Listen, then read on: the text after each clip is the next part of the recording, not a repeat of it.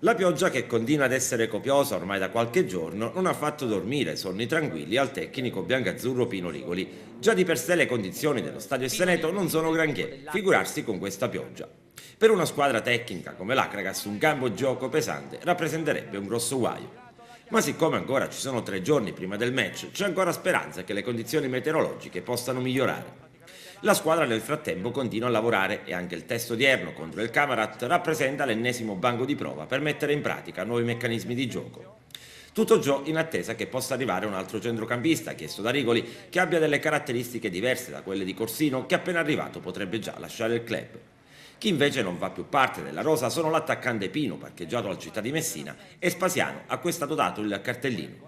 Insomma, in casa Acragas proseguono le operazioni di mercato e il lavoro del direttore sportivo Ernesto Russello non è ancora stato ultimato. Ma nel frattempo cresce l'attesa per il debutto casalingo in campionato. Domenica arriva a Ragusa e la squadra eblea troverà un ambiente con il morale alle stelle per l'esploit di Pomigliano Terme. Domenica arriva a Ragusa e la squadra eblea troverà un ambiente con il morale alle stelle per l'esploit di Pomigliano d'Arco. I ragusani hanno mancato invece per un soffio il successo, pareggiando in casa 2-2 contro la Battipagliese.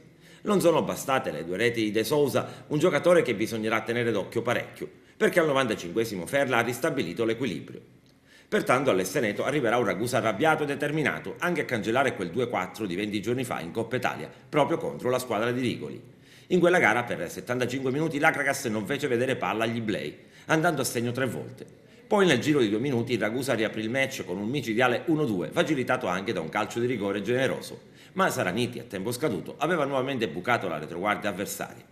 Purtroppo i rapporti tra le 2 tifoserie non sono dei migliori. A fine match ci furono degli scontri e proprio per questo motivo l'osservatorio sportivo potrebbe anche decidere di vietare la trasferta ai tifosi Iblei. Nel frattempo, alla questura di Agrigento si sta mettendo a punto il piano per l'ordine pubblico. Sarà uno degli ultimi atti che firmerà il questore Giuseppe Bisogno prima del suo trasferimento a Roma domenica prossima.